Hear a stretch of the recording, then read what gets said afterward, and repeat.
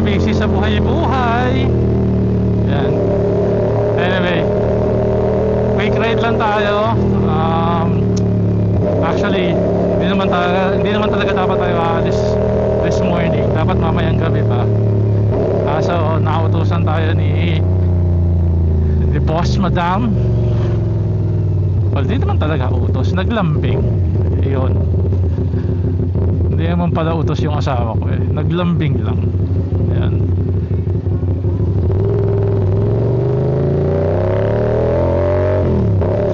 So, bali, ang agenda today is to get sisig. Diba? Sisig lang. Sa Antipolo pa tayo bibili ng sisig. Ayan. Ayan. So, punta tayong Don Henry's. Pero bago yun, since masyado pang maaga, grabe talaga labak dito. Anyway, since masyado pang maaga, breakfast muna tayo sa Marilake. It's been a while since we've been there.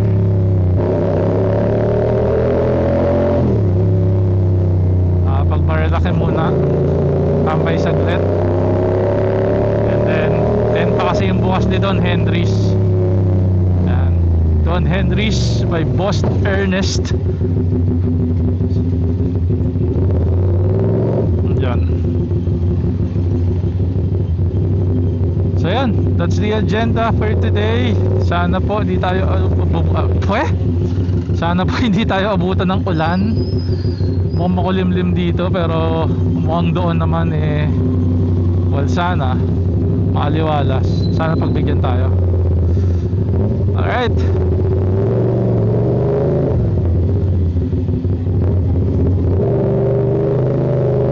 Kita-kits sa taas.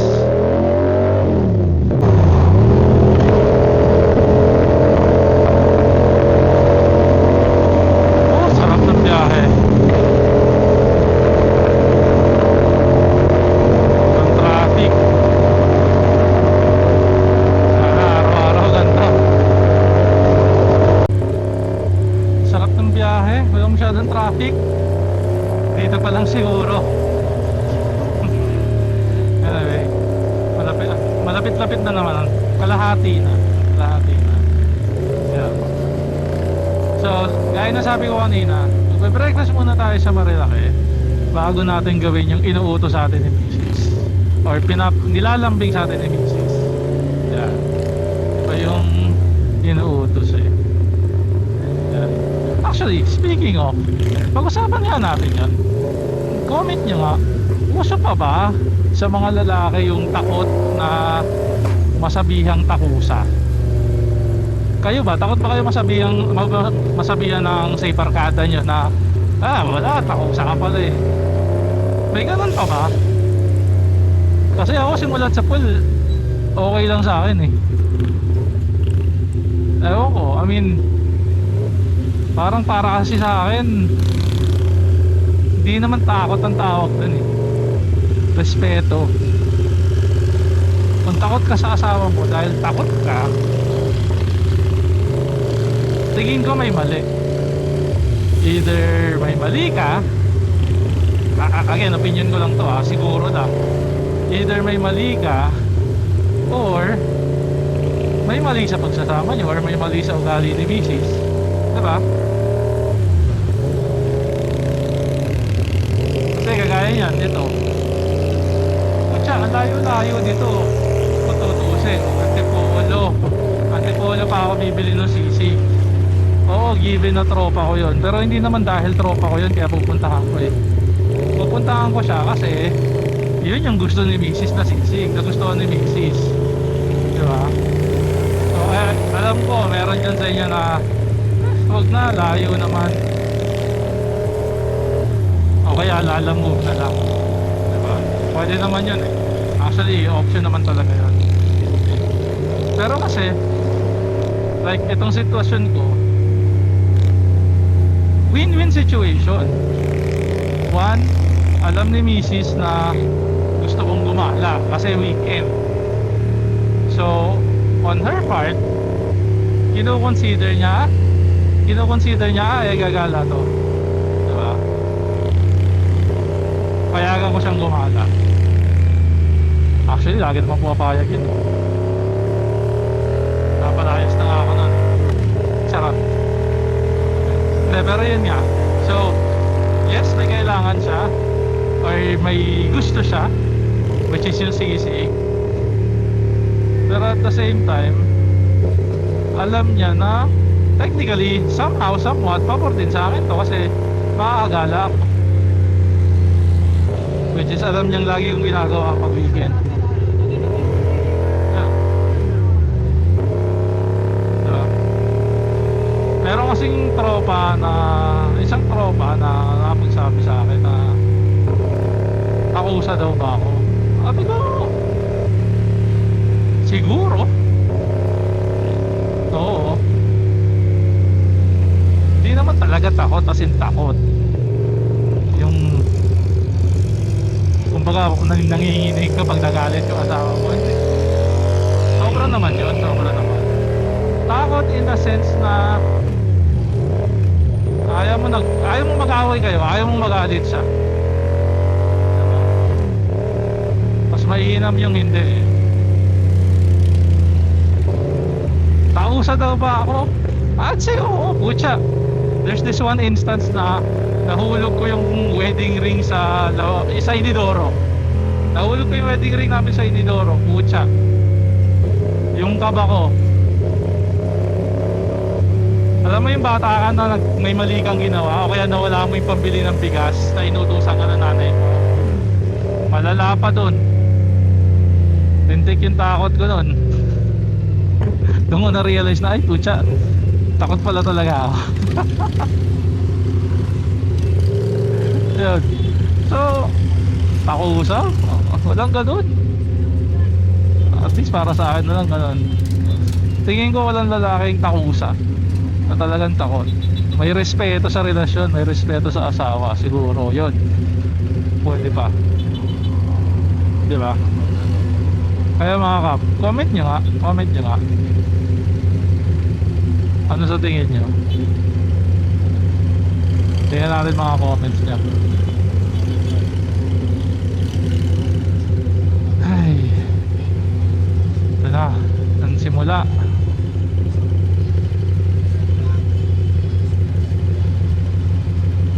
Ayaw kasi magbigayan eh.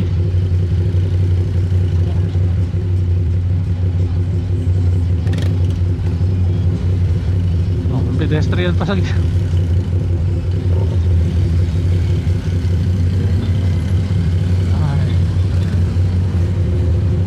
nasiraan yata isang tuktok na. Yari dun.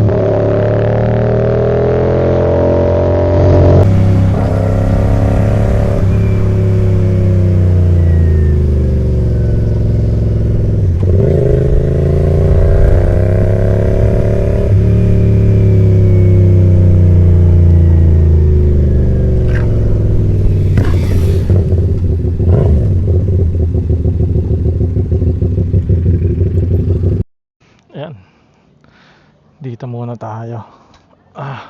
Dito tayo magpapalipas ng oras. Breakfast muna 8:12. Sakto after breakfast siba tayo. Dito tayo kay Papa Ernest.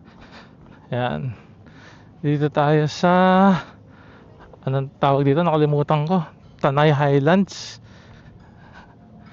Crosswinds Tanay nga pala. Crosswind Tanay. Lagi ko nakakalimutan tong lugar na to. Pero madalas ako nagpupunta rito. Anyway, sige, order lang tayo. Pag breakfast, balikan ko kayo mamaya.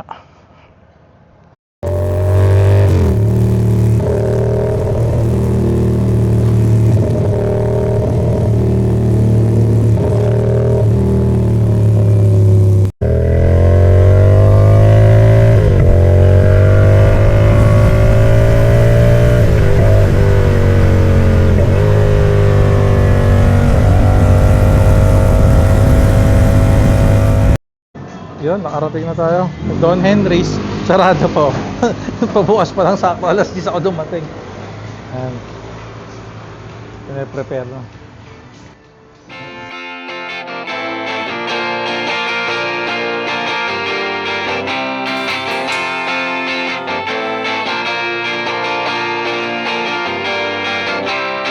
Out of the window I see myself. Trees, valleys, mountains, rivers. Out of the window I see my friends. Jim, John, Nick, waiting for me.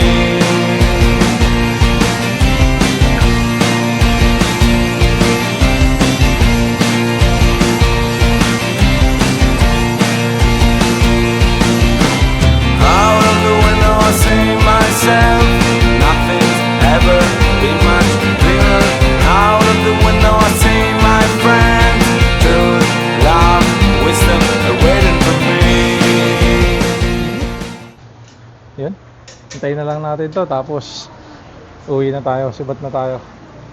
Tagumpay ng mission.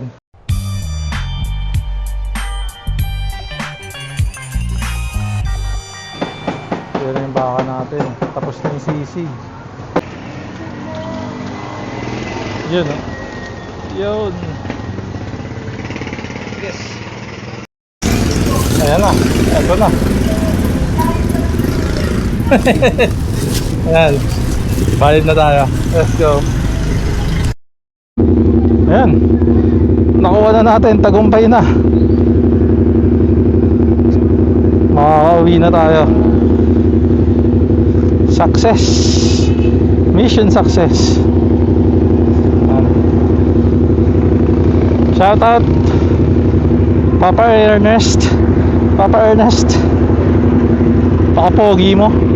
Pakisa ko pag nagkita tayo mamaya kung di uulan. Ayan, pakisa ko mamaya. Anyway, alis na tayo. Let's go. Salamat po tita.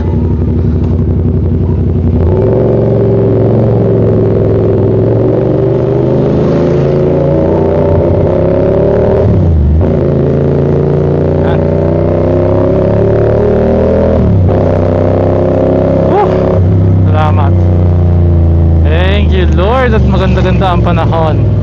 Anyway mga kap, ayan, comment nyo comment nyo kung naniniwala pa kayo dun sa takusa